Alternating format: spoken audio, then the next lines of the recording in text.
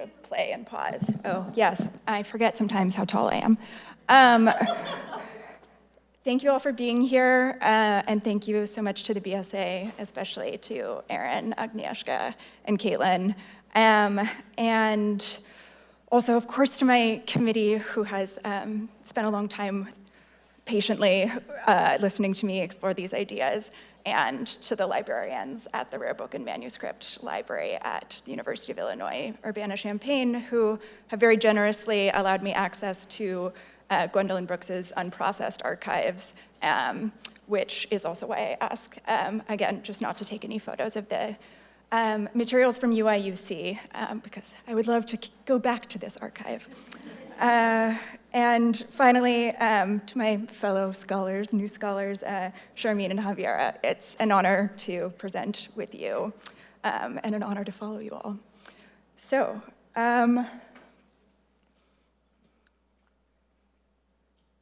imagine it's June 1967, and you are reading the newest issue of Negro Digest, a Black-owned and edited magazine that, by this point in the 1960s, had become a leading Anglophone site for the diasporic politics and culture of Black nationalism and decolonization. Perhaps this preeminent publication was delivered to your home in Chicago, the city Negro Digest also called home. Perhaps you bought the periodical at a newsstand in Atlanta, Oakland, or Paris, and at this point, Negro Digest did have that kind of transatlantic circulation. Oh, there's supposed to be a video here.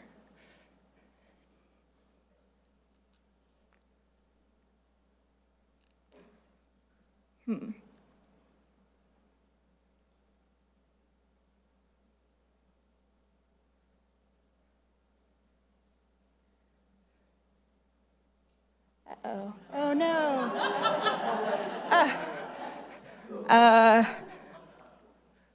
Might just, I don't know how. Yeah, I think it's okay to go without, just to keep moving, if that's okay.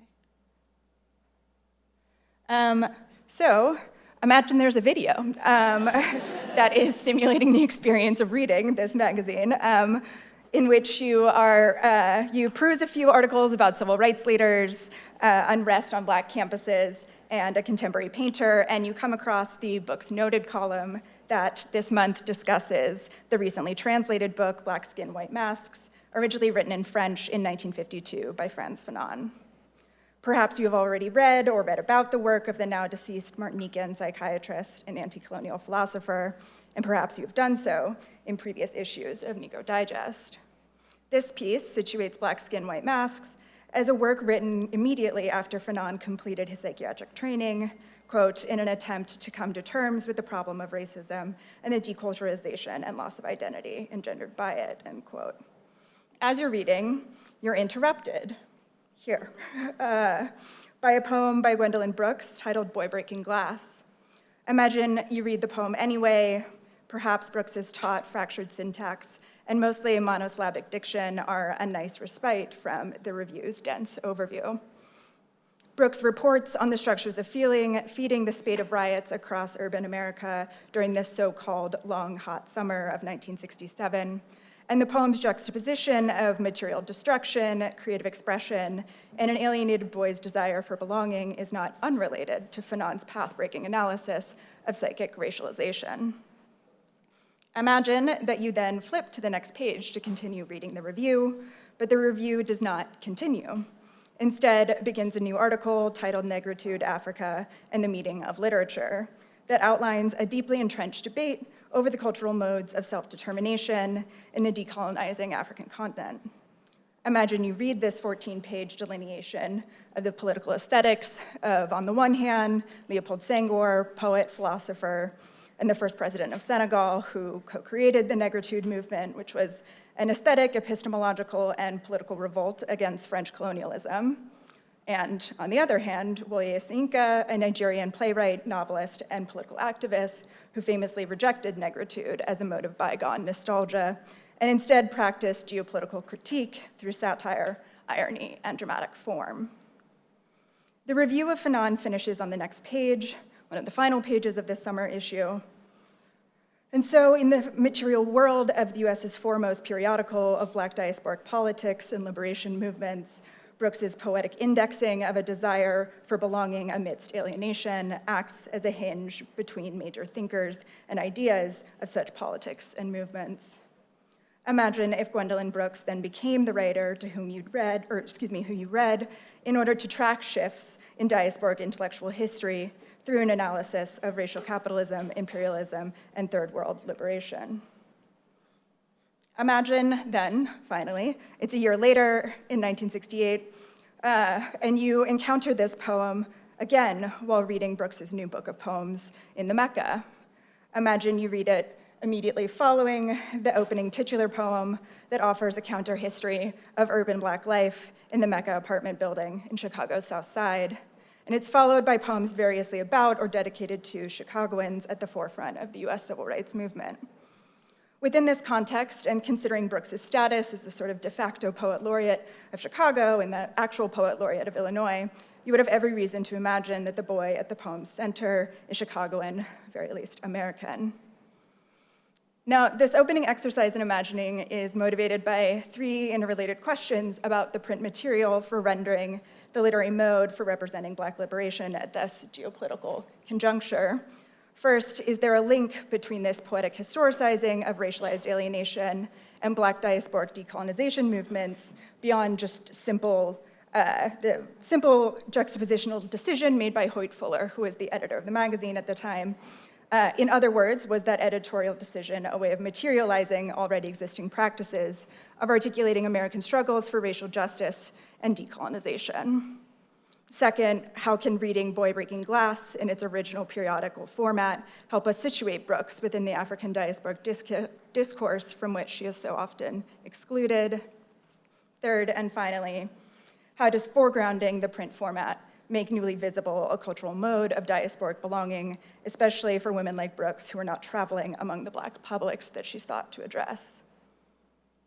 Now, these questions form the foundation of my current dissertation, Well-Versed History, in which I reconceive the force of Black poetics in American literature and cultural decolonization by telling the story of how, in the face of Jim Crow, nuclear escalation, and decolonization, African-American poets made formal experimentation and alternative print formats integral to a self-determining epistemology. When we discuss African-American literature, we often allied its mid-20th century developments. When we discuss Anglophone anti-colonial literature, we often allied poetry. These decades after the Harlem Renaissance and before the Black arts movement often are considered a relatively fallow period. The few literary historical accounts of it mostly consider fiction and drama, and they consider Black writers' work to be national in scope in response to McCarthyism, in social realist and aesthetic mode in order to reveal the horrors of Jim Crow. Despite the rise of now canonical poets like Gwendolyn Brooks, this period is rarely characterized as having a cohort with a coherent poetics. Drawing on understudied archives, I focus on three of the most emblematic poets of this period: Gwendolyn Brooks, Melvin Tolson, and Margaret Walker. I argue that between 1935 and 1968, when hegemonic historiographies were being dismantled in the US and abroad, Black lyric poets made verse writing a locus of liberation that reinvented the practices and circulation of history writing, historical knowledge, and historical consciousness itself. Through this historiographical poetics, as I've come to call it, these poets and their verse archives demonstrate how vital poetry was to connecting African-American liberatory discourse to that within the decolonizing African diaspora. I know I moved rather quickly through that. I'm happy to answer questions, but I want to talk about the bibliographic core of my project.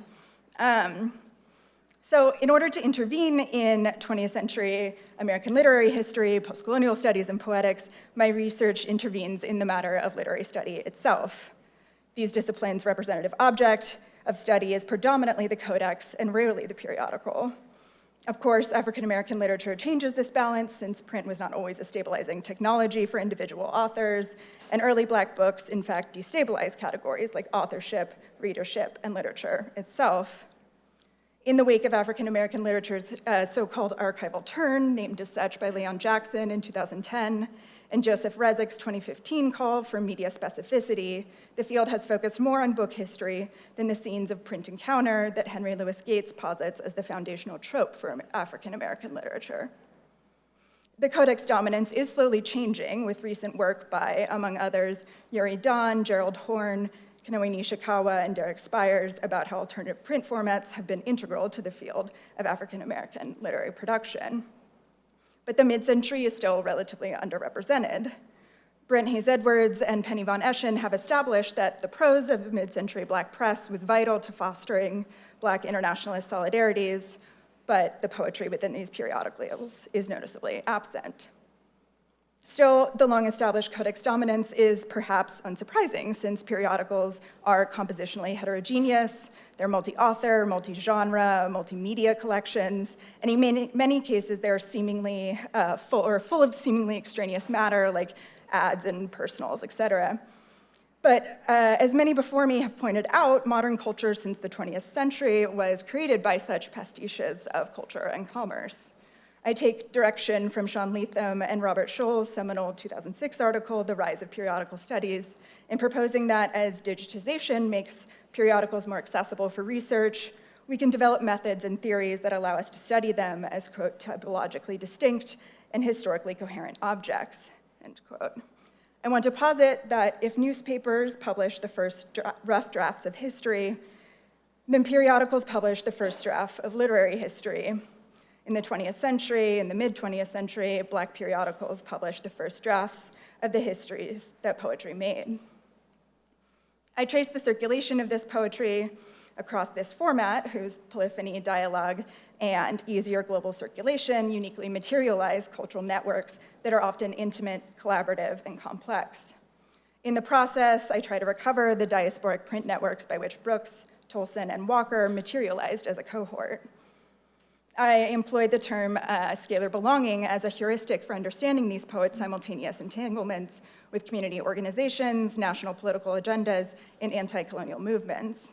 In contrast to earlier Black cosmopolitanism, scalar belonging names how mid-century periodical poetry mapped belonging across the scales of the local, national, and the Black Atlantic.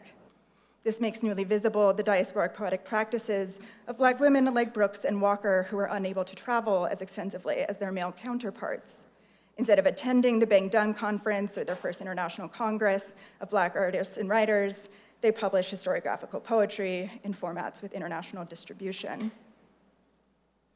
Periodicals are often in tune with current events, which is quite fitting for Brooks's poetry, since it has been variously characterized as news-based or repertorial verse.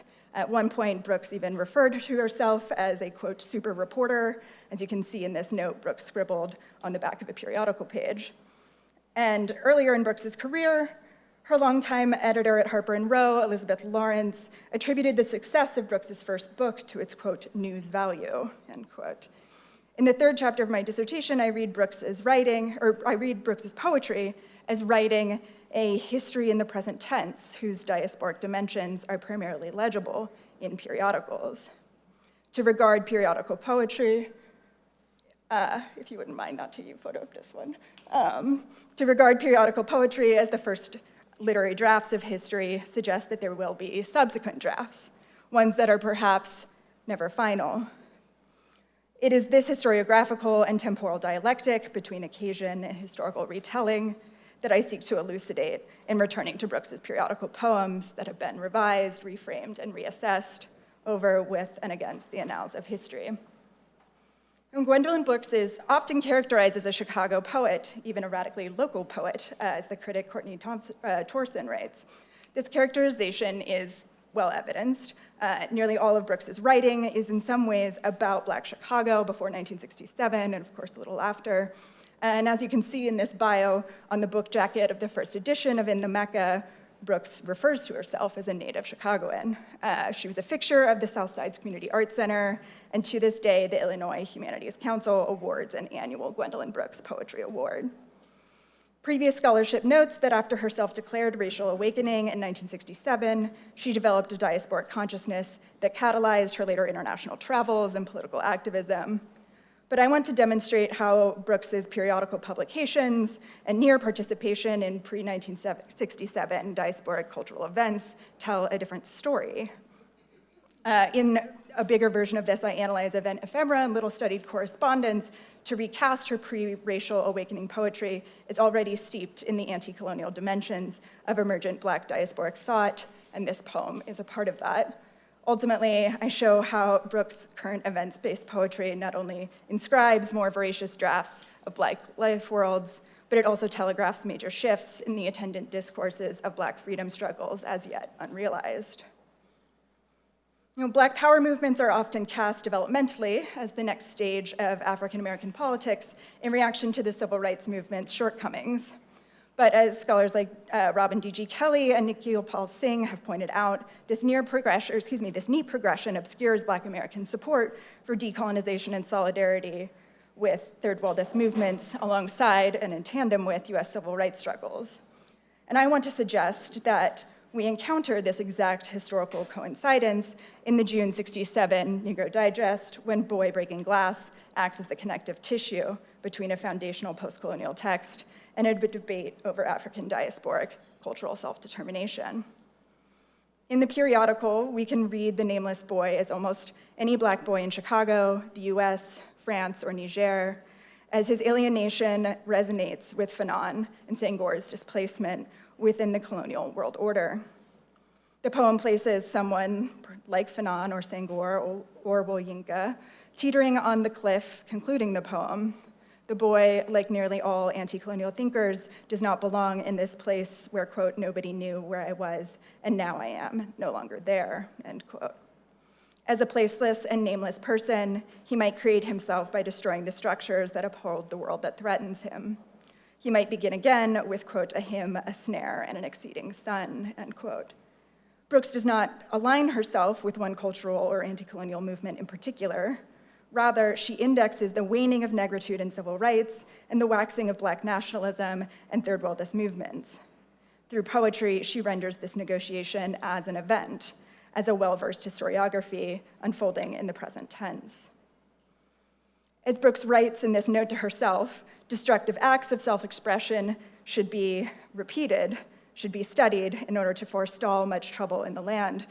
Quote, also, when I first transcribed this, I thought repeat was report, so slight error in the slide, but when I was rereading it this morning, I discovered something new.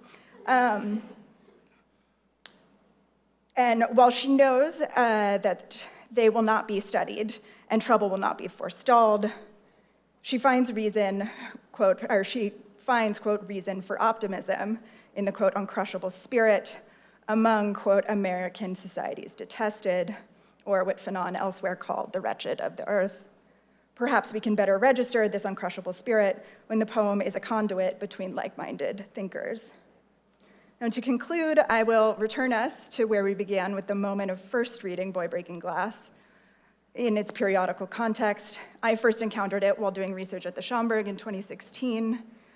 This moment of Brooks's poetic interruption really stuck with me, and I was reminded of Arthur Schomburg's 1925 essay, The Negro Digs Up His Past, a foundational text for Black bibliographical study, also published in a major Black periodical. In the article, Schomburg famously celebrates the fact that by his day, history has become, quote, less a matter of argument and more a matter of record, end quote. Now in 2025, when the study and transmission of Black history is increasingly under threat, we know that historical truth is still just as much a matter of argument as it is of record. As the field of Black bibliographical inquiry expands and deepens, I want to propose that in order to fully historicize diasporic cultural self-determination, the material of the argument and the material of the record could be what matters most.